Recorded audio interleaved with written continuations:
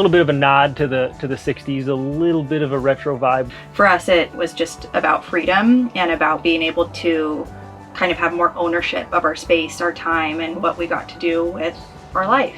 Hi, I'm Jordan. I'm Tony. And this is our 1966 Kit Companion. Welcome to our tiny home tour.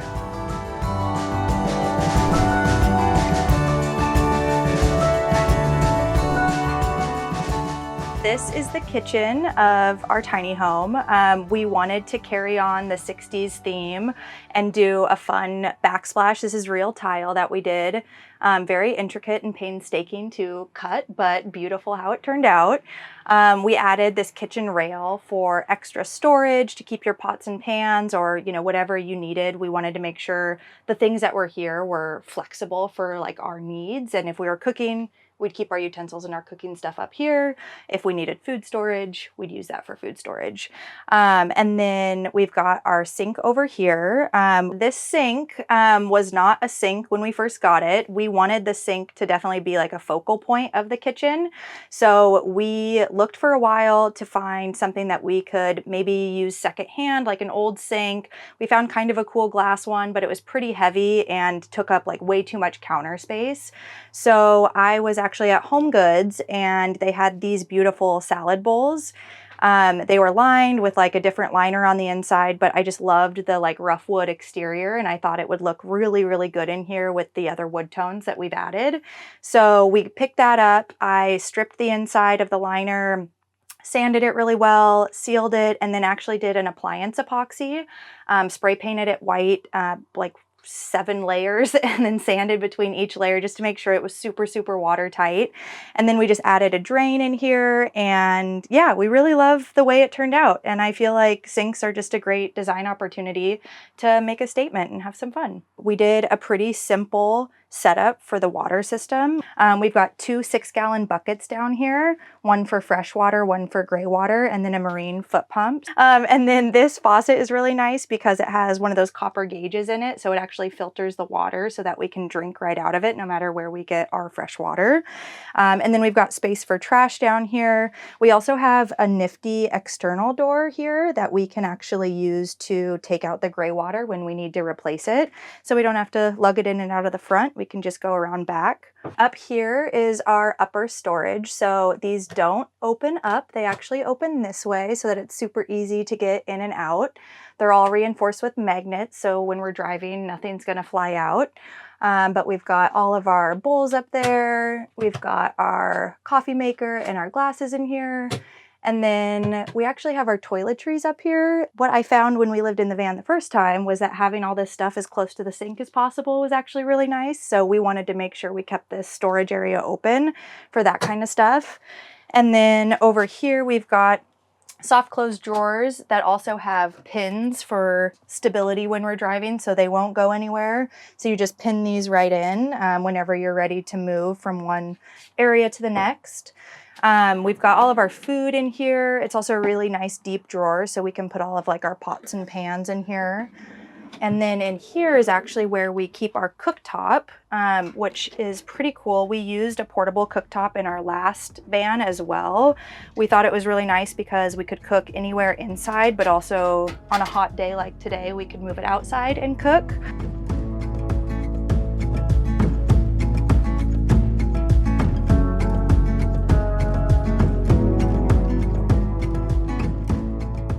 Okay, so this is the bedroom, but before I talk about the bedroom, I just wanted to mention that kind of connected to the kitchen here, we built a really sturdy drawer. I think it can hold like 250 pounds, but it holds our refrigerator and it's connected to our battery back here.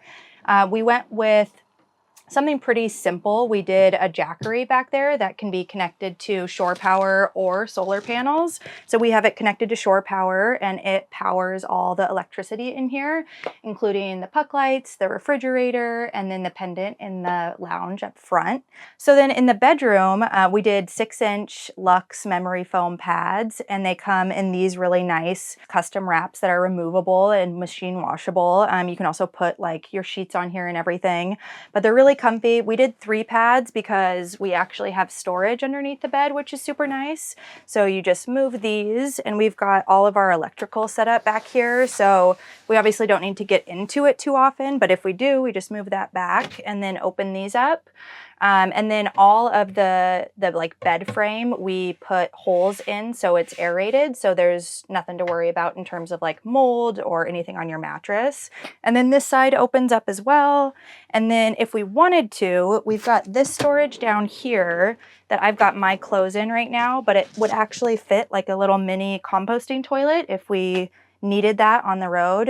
Usually we find bathrooms just fine though.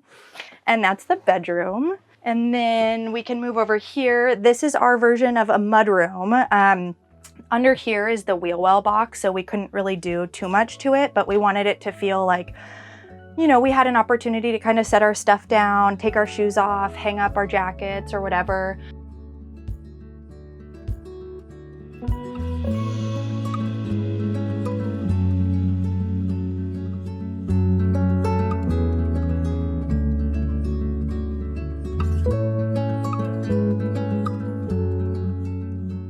You know, we were obviously attracted to the freedom of it and being able to travel and really wake up in the morning and go do whatever you wanted to do and go wherever you wanted to go.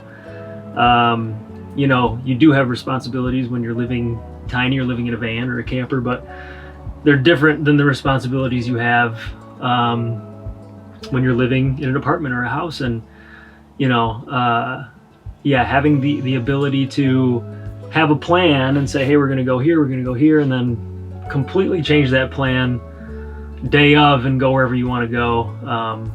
That kind of freedom was really interesting and fun for us. And having like a little bit of ownership over your time and life and expenses. I feel like when we were living in San Francisco, so it was obviously getting kind of crazy with rent and just bills and everything that you have to pay for just to live there. And it seemed kind of ridiculous that we were just paying to live somewhere and just kind of sit there when all we really wanted to do was go camping or get outside or go explore a new park or, you know, get our dog out of the apartment and get out of the city. And so for us, it, like to Tony's point, was just about freedom and about being able to use our money to kind of have more ownership of our space, our time, and what we got to do with our life.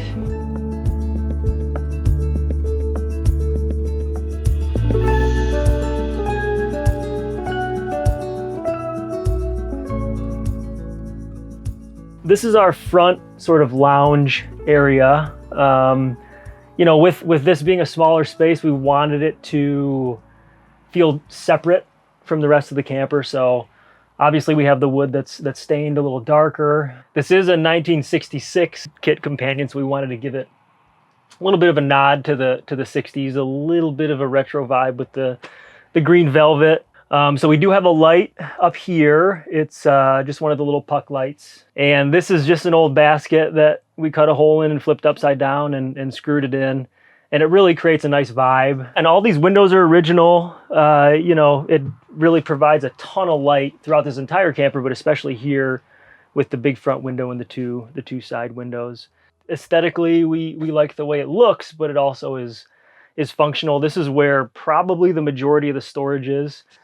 But you can see it's pretty easy. This is pretty deep storage. Most of my clothes were in here. Shoes here and just random things. We can use it for camping stuff. We can use it for even food if we need to. They're pretty deep and versatile. So these are just pillows that we added. And then these back pieces are thinner pieces of plywood that are easy to remove when we want to get into the bench and when we want to break it down for the bed, which I'll show you after. These areas are usually 2 bench seating, and then, you know, the table with the fold down leg, and then you bring it down for the bed. We really wanted this to be more of a U shape and more of a social space, and we like the U shape. It feels better to us, but it also was advantageous because it adds that additional storage. You know, we wanted to fit all these things, and this got a little tight, so we just added a hinge. And so if someone slides around, we have these sliders on the bottom that you can just pull out like that. There's another one in the back. And then you have a full table. The table also rotates, so people can sit this way. We can pull up another chair here. And obviously this can fold down if it needs to, so we like the versatility of this. So the bed portion, all you really have to do is unscrew this guy down here. It slides right down. And then these we built to size, and they go in like this. And then boom, you got a bed. So it was really important to us for this to be a bed, obviously, so we could sleep 4. If this is an ADU, or our in-laws are in town, or we have friends staying over, we want to make sure that at least 4 people can stay here.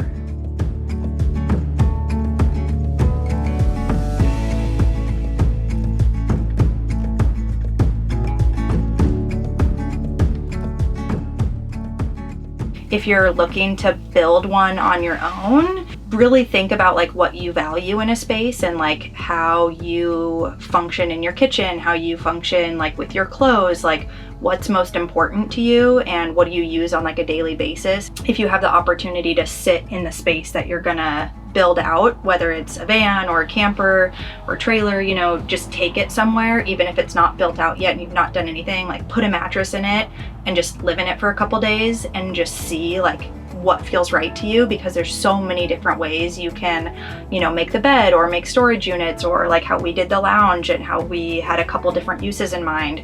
It just makes such a difference when you can like sit in the space and really think about how you want to utilize it. I would definitely say try it first somehow. There's tons of vans and campers available to rent. Go spend a long weekend, a week, and try it out, because you may be like, this sucks, or you may love it, and then through that process you'll learn, like Jordan was saying, how you want to build yours out, little details. Do you want overhead cabinets here? Do you want a bench here? Do you want the U shape? Do you want this? Do you want that? Because this build incorporated a ton of learnings from previous builds that we've done in previous vehicles that we've lived in. So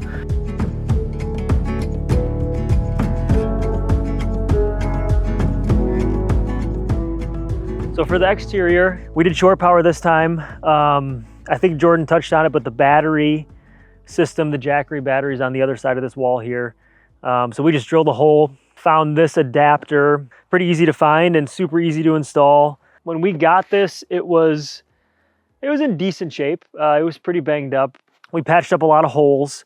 We replaced all the screws, and we used these screws that have the rubber washers on the inside. So if you pull it nice and tight, the idea is that it's watertight.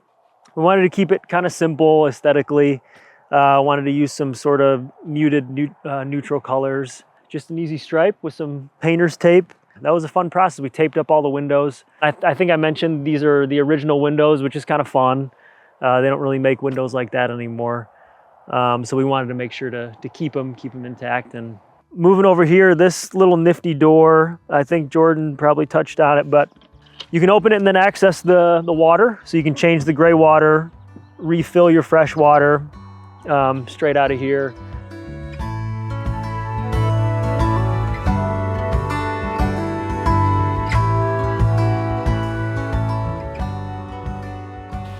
Well, thanks for checking out our latest build here. Hopefully you like it. We'd love to hear what you think. And if you're interested, check out tjsdwellings.com. That's TJ, Tony, and Jordan. tjsdwellings.com for what we're working on next, and for information about this camper, which is going to be for sale. We also do project-based stuff, so if you have a camper and you would like us to either work with you or build it out for you, reach out. We'd love to hear from you. And other than that, I think we have some other things coming down the pipe. We do. We just got our next build. We're doing a 1957 vintage Aljo, which is pretty cool. I hope I'm saying that right, but I think so. It's very cool. We're going to start showing all of the progress from like the demo days to rebuilding it, how we're going to try and kind of refinish some of the original things that are included in there. So that will be all on our Instagram and our TikTok. So follow along. And and you can watch that process and also ask us any questions if you're doing your own build and need advice for any of the steps we're taking.